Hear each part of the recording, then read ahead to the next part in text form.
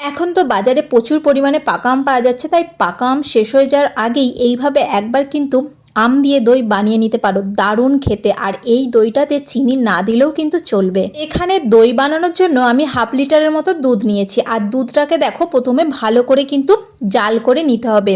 তাই প্রথমে দুধটা কড়াইয়ের মধ্যে বসিয়ে দিয়েছি, আর এদিকে নিয়েছি 2টো পাকা আম। এক্ষেত্রে আমটা যতটা মিষ্টি হবে ততটাই কিন্তু দইটা খেতে দারুণ হবে। আর যদি একটু আমের সেন্ট হয় বা সেন্ট থাকে তাহলে তো দইটারও খুব সুন্দর একটা গন্ধ আসবে। দেখো ওদিকে আমি আমটাকে কেটে ভালো করে মিক্সিতে পেস্ট করে নিয়েছি, আর এদিকেও দুধটাও কিন্তু অনেকটা গাঢ় হয়ে এসেছে। আর এইভাবে কিন্তু একবার করে নেড়ে দিতে হবে যাতে কড়াইয়ের মধ্যে লেগে না যায়। আর এই যে গায়ে যে সরগুলো লেগেছে সেগুলো এইভাবে সুন্দরভাবে ছাড়িয়ে দিচ্ছি। এইভাবেই দুধটাকে জাল করে নেব একটু সময় ধরে।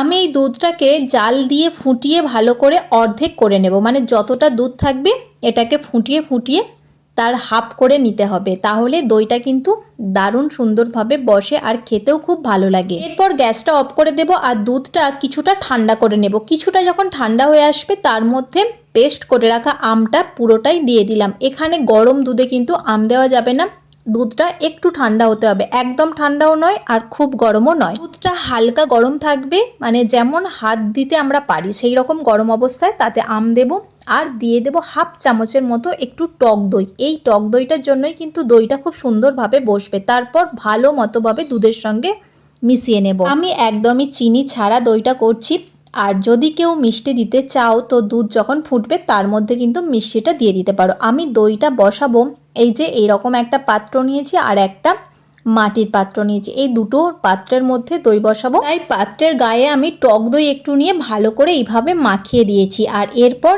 এর মধ্যে দুধটা দিয়ে দেব, দিয়ে এটাকে চাপা দিয়ে 1 দিনের মতো রাখবো। এইভাবে আমি এই পাত্রের মধ্যে চাপা দিয়ে বসাচ্ছি, আর তার উপরে দুটো ভালো ওয়ার বা গামছা চাপা দিয়ে দিতে পারো, বা তোমরা কিন্তু কুকারেও বসাতে পারো। আর দেখো রাত্রে বসিয়েছিলাম আমি, এটা সকালের মধ্যে খুলে দেখলাম দইটা কিন্তু খুব সুন্দরভাবে সেট হয়ে গেছে। দেখতে পাচ্ছ একদমই কিন্তু জল কাটেনি। চলো তোমাদের কেটে দেখাই যে কতটা সুন্দরভাবে দইটা বসেছে। আর দইটা খেতে কিন্তু মিষ্টিও হয়েছিল, যদিও চিনি দিলে খুব মিষ্টি হতো, তবে এ যা মিষ্টি হয়েছে তা কিন্তু যথেষ্ট। তো আজকের ভিডিওটা কেমন লাগলো জানিও, ভালো লাগলে লাইক কমেন্ট শেয়ার করে পাশে